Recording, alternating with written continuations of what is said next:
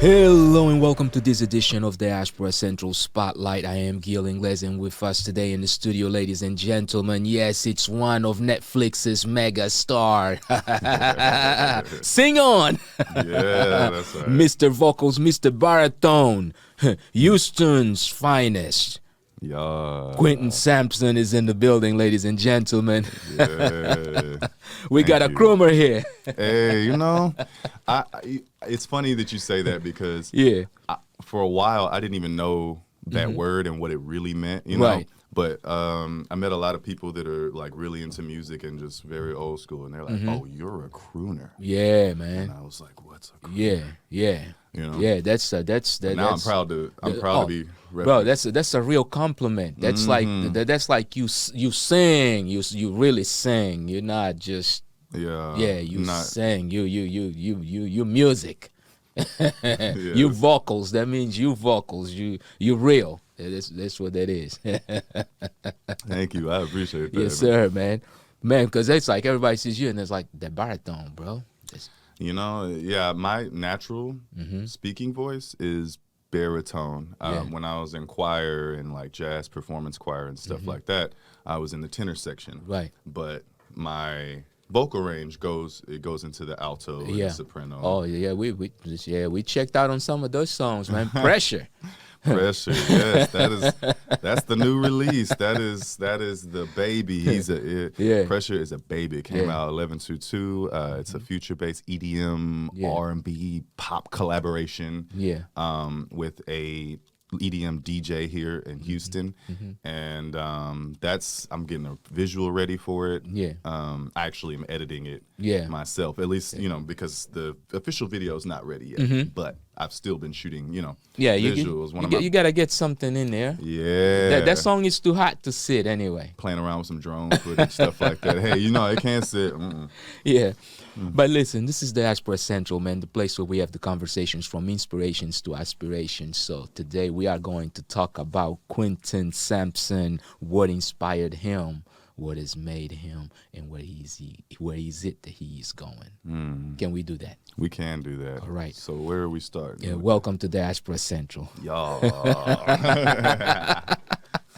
Yeah, let's get ourselves started, man. Hometown, where is home for Quinton? Houston, Texas. That's where I'm from. That's where I was raised. I've lived in a lot of places. Right.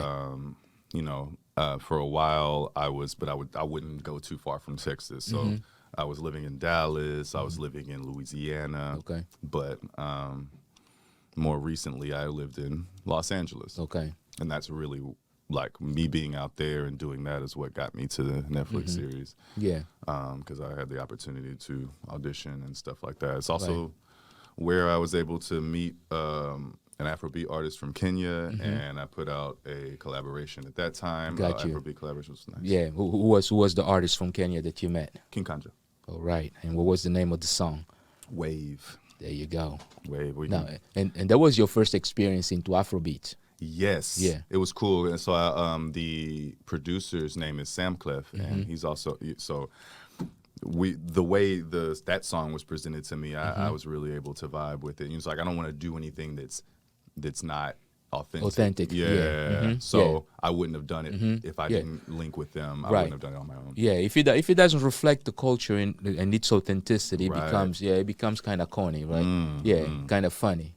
It's like you're just stealing from someone's art. And you're not actually showing it any real respect. You know? Yeah, but yet you are an artist, although that you're one of those very few artists that you can really box into a specific hole. You like you're an artist. Yeah, you're an artist. I call it multi-genre, but so many people fight me on that. You can't do that. You can't.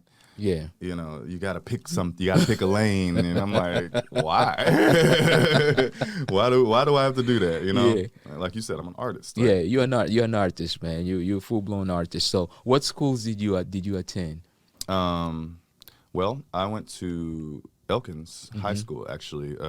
And at this point, people probably heard about it because Travis Scott went there. But that's in Missouri City. That's the side of Houston that I'm from, where I was raised. And Then I've done community college. I've gone to media tech because I was always pursuing knowledge based on what experience I wanted to give, something like that. I went to bartending school. There you go. Oh, so you mix. I mix a lot of different ways, So, and that goes into my thought when I'm doing like events and stuff like that. Yeah. I'm working with the venues. Right. Doing the curation there. I'm helping them with their planning their drinks. Figuring this stuff out. Man, I may have to at some point kind of get in touch with you to get some real tips on stuff like that. Yes, sir. No, but let's start with family, man, because family is always the base of where really life starts to happen. So let's talk a little bit about family. Okay. Yeah. You come from a big family? Yeah, so that's a complicated question. I mean, answer really. Okay. The short answer is yes.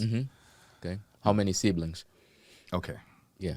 So, on my mom's side, 1. Okay. On my dad's side, I'm not exactly sure. I want to say 6. Okay. Maybe. Could be more. Yeah, because we just found out about another sibling. Okay. When he was Yeah. And so it was a whole ordeal because my brother was reaching out to us on Facebook saying, I'm trying to find my dad. Yeah. So that's. Oh wow. Yeah. So there's. I have a few siblings. I actually got to I got to have dinner last week with a few of my brothers. Okay. One of them was in town, and he helped kind of orchestrate that. Got so you. cool. Get all the other ones together. Yeah. Okay, but you guys are getting to know each other. Yeah. And it's actually a blessing, man, to be able to do that, right?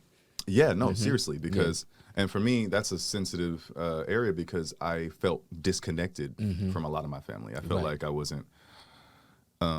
We didn't grow up together, and so I didn't have that relationship to take for granted. Anything that I wanted, I have to go and I have to let's get closer. Let's build this relationship. Yeah. So I feel very blessed to be able to do that now. Yeah. So now, and when you talk about that, of course, there's also the thing of identity, right? Because you also mixed 2 races. You are. Yes. So I'm biracial. Yes. Caucasian, African American, as they say. Yeah. My dad, African American. My mom, Caucasian. My dad's from Shreveport, Louisiana.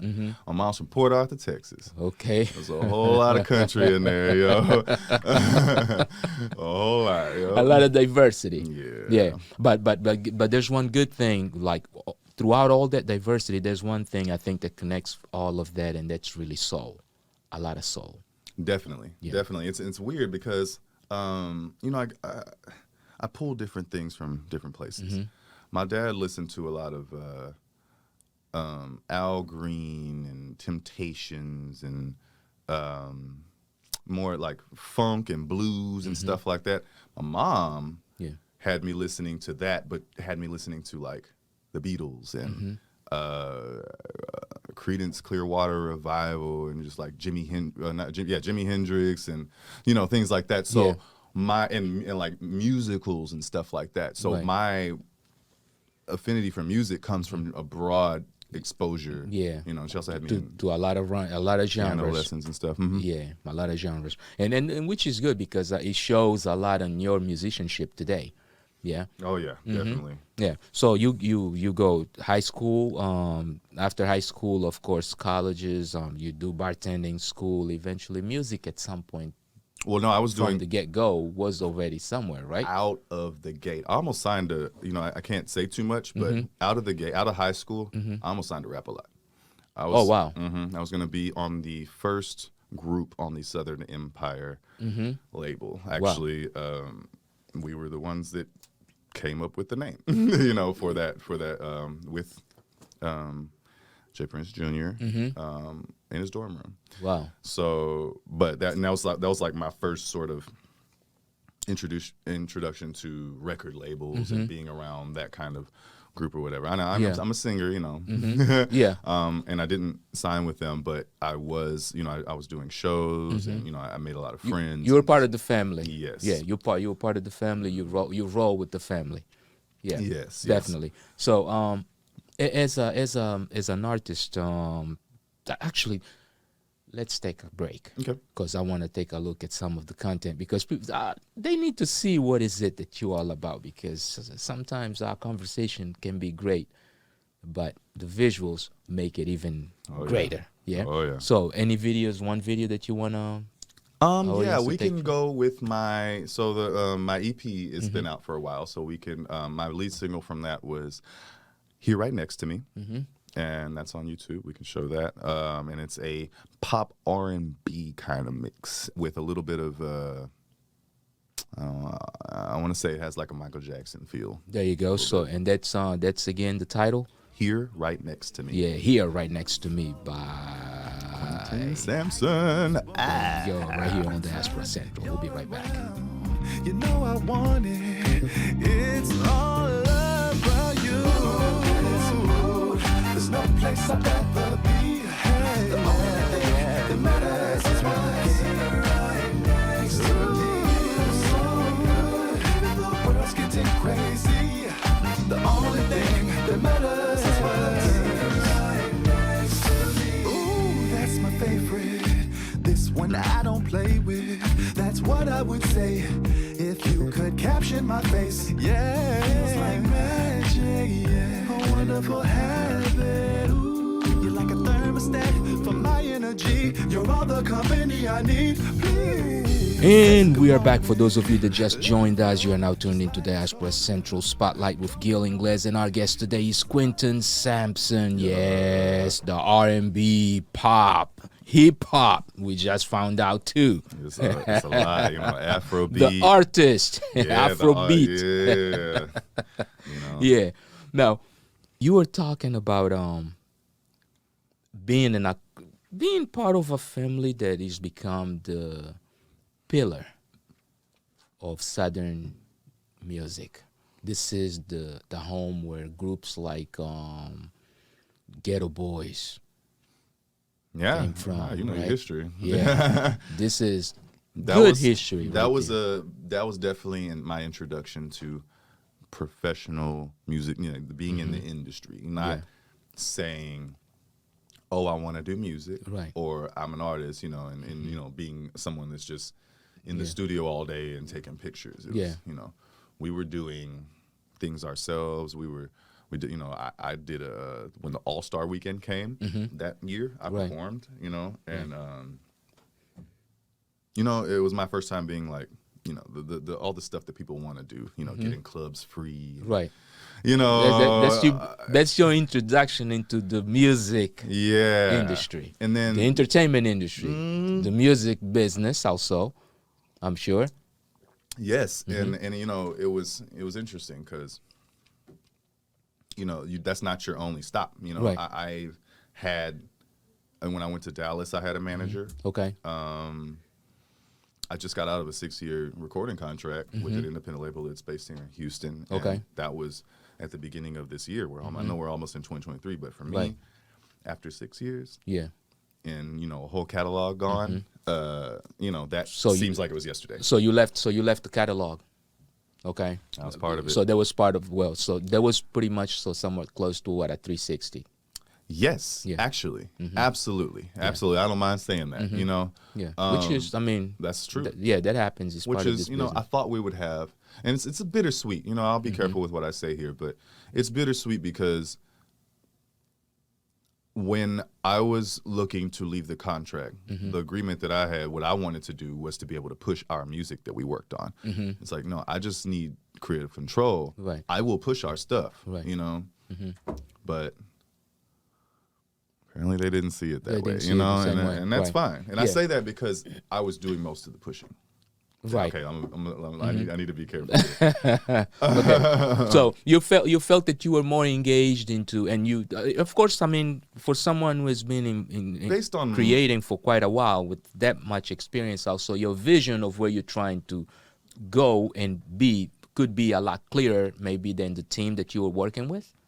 So that's where I think a lot of people make mistakes with me in that regard, and I've been doing this and taking it seriously since I knew that I could take it seriously. And I never tell anyone how long I've lived, nothing like that. So nobody knows my age, nobody knows how long I've been doing it, Right. you know, nothing like that. And those people that want to take advantage of me or think that I don't know what I'm talking about, that's when they make those mistakes. It's like, Right. no, I'm not going to come in here and brag. Right. I'm not going to come in here and list my resume. Right. You know, I'm going to see who I'm dealing with. Right. And if I want to give energy there, Then I will. you do, If you right. choose to write me off before you see what's really going on, unfortunately, that's going to backfire. Right. You know? Because if I mean, eventually it's that kind of a situation. You come as you are.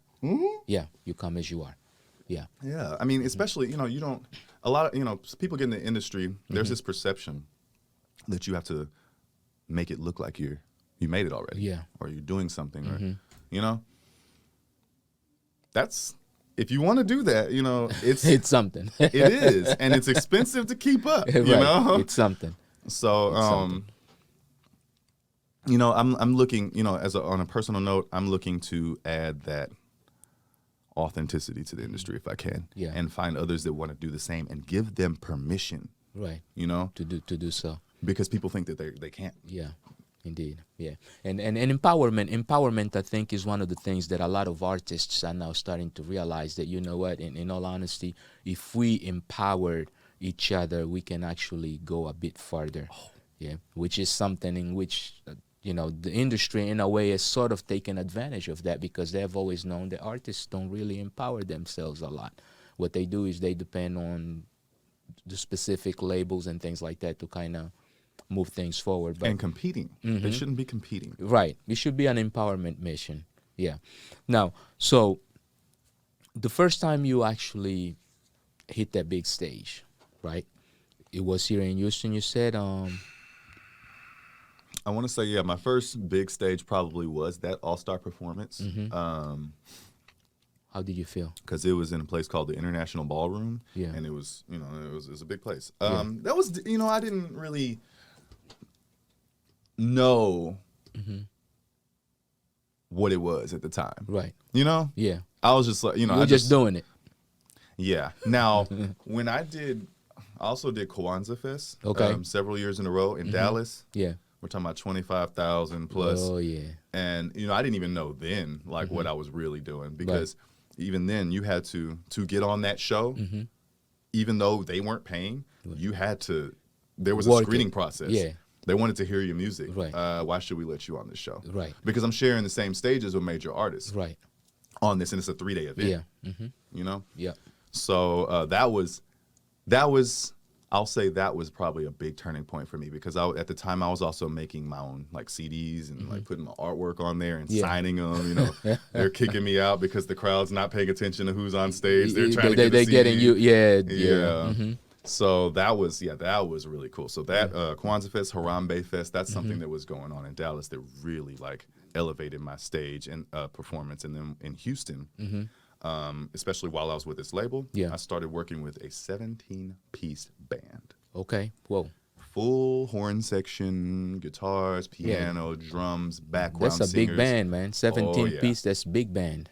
So honestly, recently, you could say that was my artist development, Gotcha. because I got dropped into that when I was with the label. Okay. And I ended up being sort of like the coordinator, I managed a lot, an agent, and just making sure that the stage was good and help sort of artists develop the musicians within the band. Okay.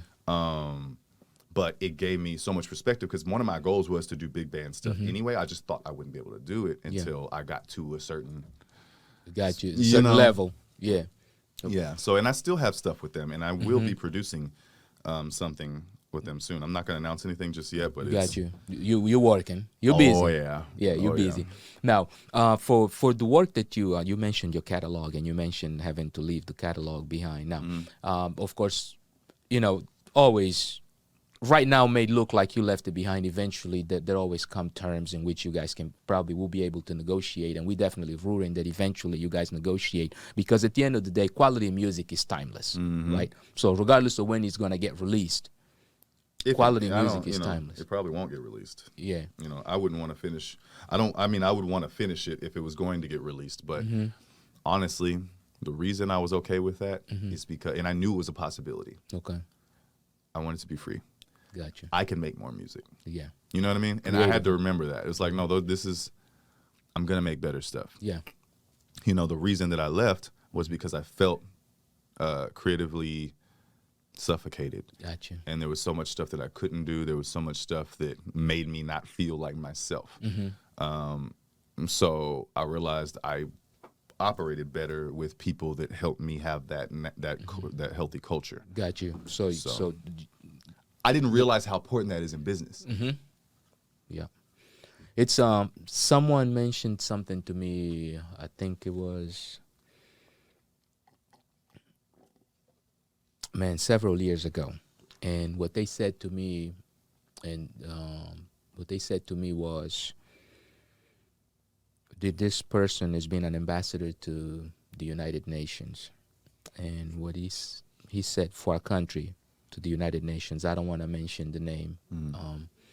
And what he said to me was that sometimes you can stop a great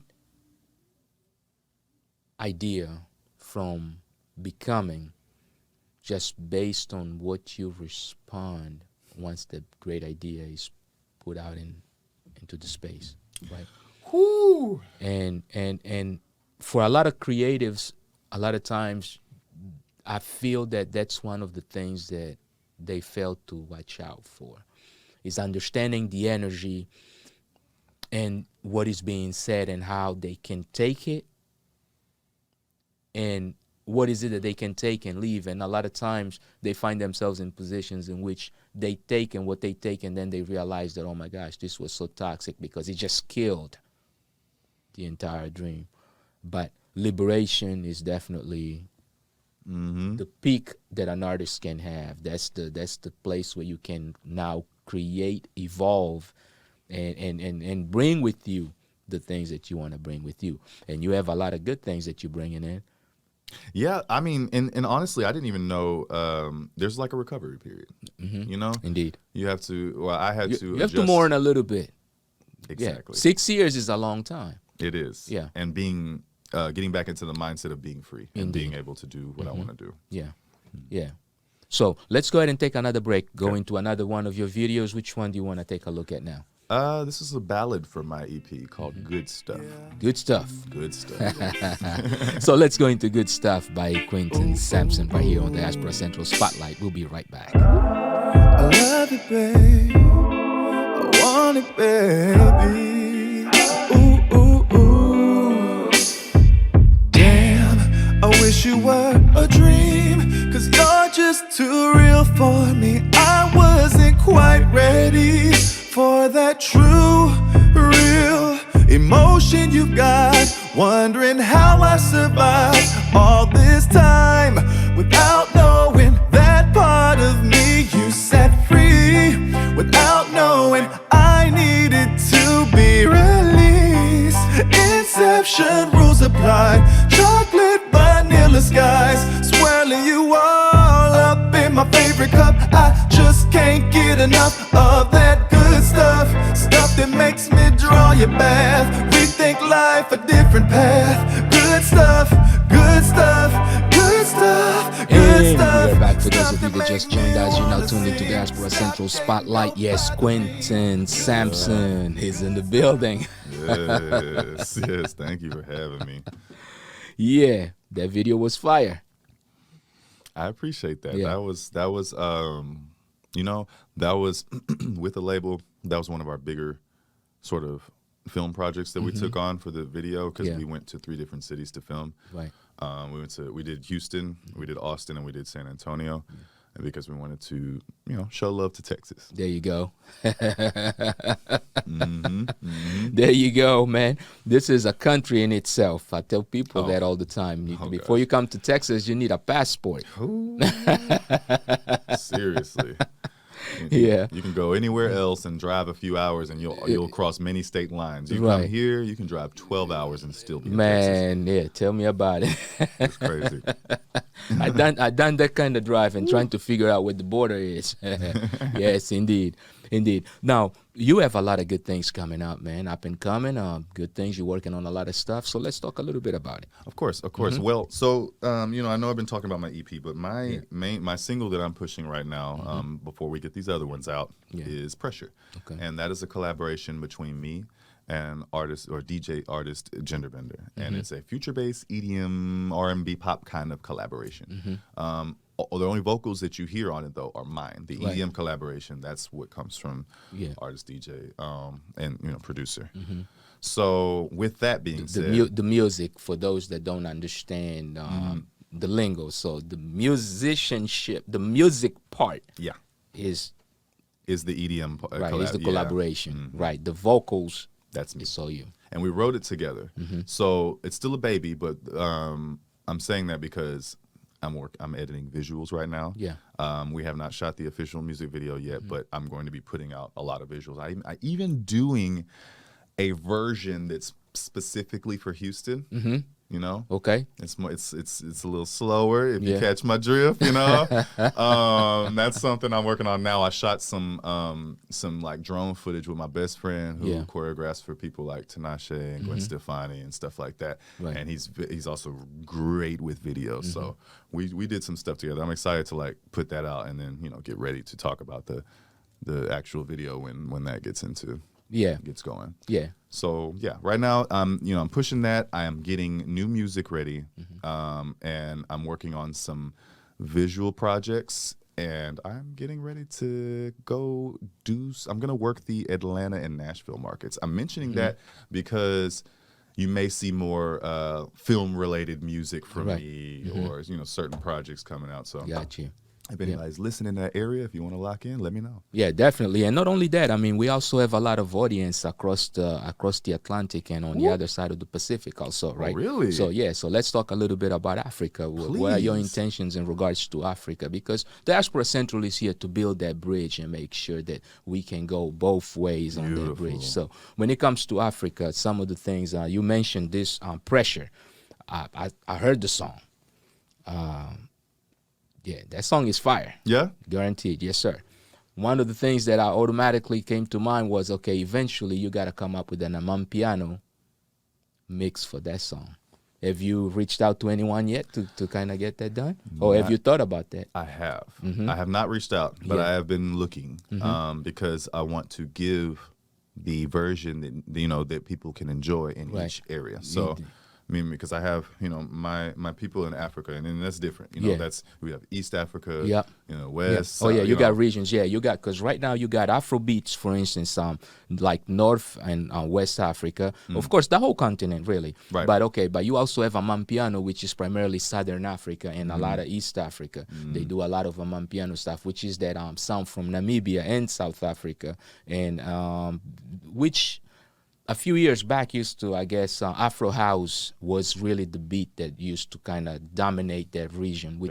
So, but yeah, definitely. So, well, just because I have so East Africa showed me a lot of love for my song Wave, and that's we're talking about Kenya, Somalia, Ethiopia, Tanzania. Yes, yes, yeah. Actually, when I started pushing Pressure, I started getting people reaching out to me asking me to work with their artists in Tanzania and Kenya. Yeah. Tanzania is big in music, and Kenya is definitely big in music, especially here too, because there's one DJ from Kenya here in Houston also that is kind of pretty.